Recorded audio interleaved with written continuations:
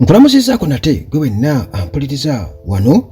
ku Uganda at large mu mikwesese bwentu gyendi nnyo era munnange General Museveni mu lutalo olw'okunyweza entebe akalakate bannayuganda paka kufa. Museveni abo bonna abamwogerera oba abatayagala ekyo abalwanyisa ekyo mu Africa oba mu region eno eya Eastern Central abeera abalabira ddala era agamawulire abeera agafuna. Kyaddaaki Museveni avuddeyo n'ayogera ku Babu Owino ono nga mubaka wa Parliament mu Kenya era n'ategeeza nti ono tayagalira ddala NRM y'obukwabo abatayagala NRM era ayagala asanyuka nnyo amawulire yalisanyuse nnyo okulaba nga General Museveni ava mu ntebe.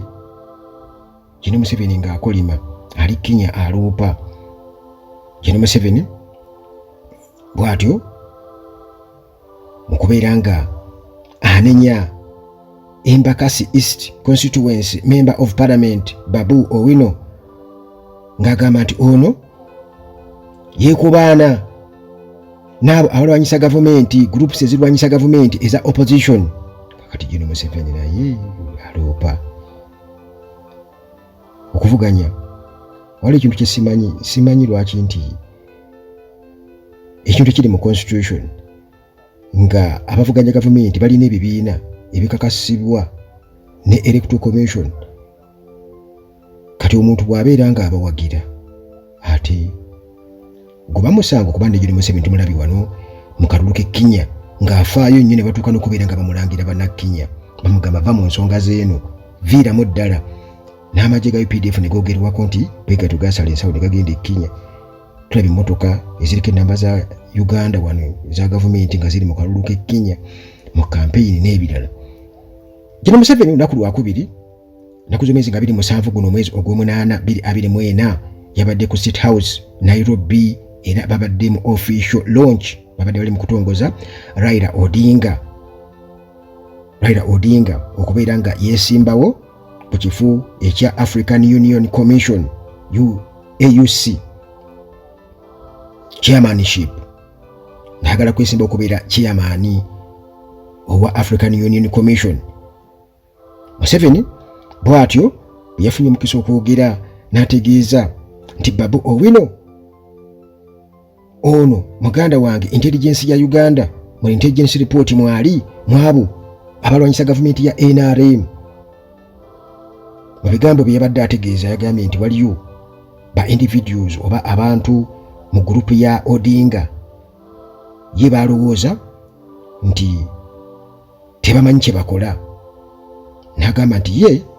bakimanyi bulungi nnyo nti intelligence agigenderako nnyo era ayina ensonda enneekusifu zikalabalaba eza intelligence services. Kakati agamba nti bw'atyo mu kuzitunulamu entakera era abeera azitunulamu kati waliwo karakita omuntu ayitibwa Babu era n'agamba nti bulijjo yamulaba ng'akolagana ne anti-NRM groups ezirwanyisa NRM mu Uganda. Agamba mbu tavangayo kumunenya oba kumulumiriza naye essaawa eno kati amulumiriza. N'agamba naye abo bantu buntu naye si group ya Raila Odinga nti bantu buntu mu group ya Raila Odinga naye toyinza kiteeka ku group ya Raila Odinga. Museveni bw'atyo ng'ayogera nti omusango taguteeka ku group ya Raila Odinga naye mulimu abantu ba individuals. Mujjukira bulungi nnyo nti Babu Owino ono yagaanibwako kuyingira eggwanga lino erya Uganda oluvannyuma lwa minisita yaliwo mu kiseera ekyo owa Internal Affairs Haji Abubakar bwe yakola report n'awandiika nga awandiikira gavumenti y'e Kenya ng'awandiikira Foreign Affairs CS Monica Juma era nga ono alumiriza Babu okuyisa amaaso mu General Museveni ne gavumenti ye. Babu Owino enkolagana ye ne opposition wano mu Uganda naddala Robert Kyagulanyi Ssentamu bano balabiddwako enfunda nnyingi nga bapepeya era nga wano ewava obuzibu obw'amaanyi kubanga jjukira nti Bobi Wine kirooto kya ntiisa eri General Museveni ffenna tukimanyi bulungi nnyo era singa Babu Owino katugeze yali mukwano gwa Ken Lukyamuzi oba nga mukwano gwa Norbert Mao oba nga mukwano gwa Akena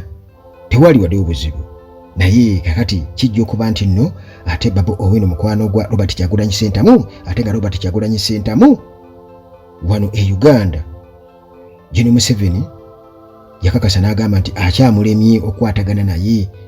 akyamulemye okubeera nga akkiriza bakwatagane era gy'alabanga opposition ey'amaanyi kubanga gurupu eyo yagamba erina kumalwawo bumalwa eba egaanye kitegeeza eba efuuse unwanted kati kampira mu underground drone ezisomba mukimanyi bulungi nnyo kati omuntu yenna akolagana ne gurupu eyo kitegeeza nti naye muganda wange abeera yeeyunze ku mugendo era okusiza ku NRM ate abeera ayawukanye ku ki kwaba afuuse kaasa ayawukanye ku mugendo kakati oluvannyuma ennyo abo Beka ge twogerako nga ye yali internal affairs minister mu kiseera ekyo yawandiika nga wandikira gavumenti ya Kenya internal affairs minister owe Kenya mu kiseera ekyo n'agamba nti kigendererwa kyaffe kivudde mu kwetegereza okw'amaanyi ku bikolwa ebya Robert Kyagulanyi Ssentamu gwe mumanyi obulungi ennyo nga Bobi Wine atufukidde akayinja mu ngatto wamu ne mukwano gw'enfanfe Babu Owino bano muganda wange bakola kyonna ekisoboka okulaba nga bajjako gavumenti ya Museveni n'ayongeraku mbwe yalondebwa abantu ebikolwa byabwe era n'agamba nti omugaso gw'ebbaluwa eno kigendererwa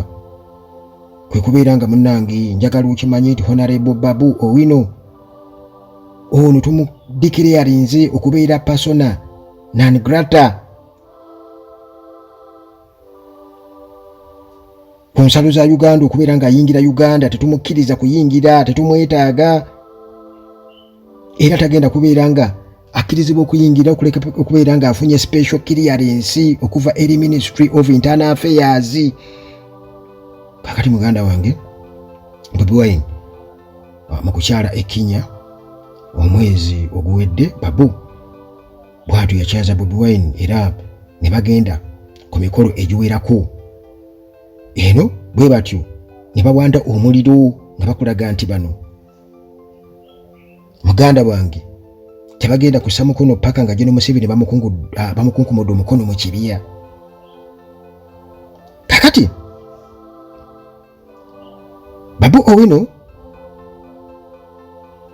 muwagizi nnyo wa Bobi Wine era bano ba mukwano mufanfe era nga baagala okujjako General Museveni ekyo tebakirumamu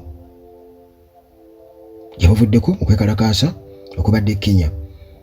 kwatiisa nnyo gavumenti ya wano era abaabayo kwekalakaasa ku buli bw'enguzi baabalabanga abaagala okubeera nga bajjako gavumenti ya General Museveni era ne bayiwa amagye mayitirivu mu Kampala wano okulaba nga abeekalakaasa tebafuna yali n'omukisa era ne bakwatibwa bangi nnyo ne bateebwa mu makomera era General Museveni n'abaga ati mumbuulire ba foreigners ababateekamu ssente ba foreign funders mubambuulire mbasonyiwe Bobi Wine kennyini akwatiddwa emirundi egiwerako kasookedde ng'ayingira byabufuzi gye mumanyi obulungi ennyo era n'akubwa emiggo egiwerako yayinza ogikunyumiza ne mu kalulu kennyini mu campaign bamukwata ng'agenda okunominatingibwa wali ekyambogo mujjukire bagenda bulungi n'amala okunominatingibwa abasajja ne bakakasa nti agenda otuuka emagere nga era gye bamukubyeko egifiseewo gikuba ttaka naye era mu kaseera ako mujjukire bulungi nnyo okumanya abasajja bano bali bakipulanize bulungi nnyo mukyala wa Bobi Wine tebamukwatako kubanga bakimanya nti kiyinza obbaviirako obuzibu obw'amaanyi ennyo kulinnyira eddembe ly'abakyala yadde nga bo tebakirinaamu yadde n'ensonyi naye awo tebakola ki tebaakwatawo era naye yatuuka bulungi nnyo. Naye nga Bobi Wine mu Arua, mujjukire bulungi nnyo mu Arua mu hoteri babakwatira eyo Zaake n'abalala emiggo ne bagirya. Wano nga ali mu campaign eruuka 2 ne bamukwata n'enfunda endala. Muganda wange zoyinza okubeera nga ojjukira, nze nzijjukirako ezo.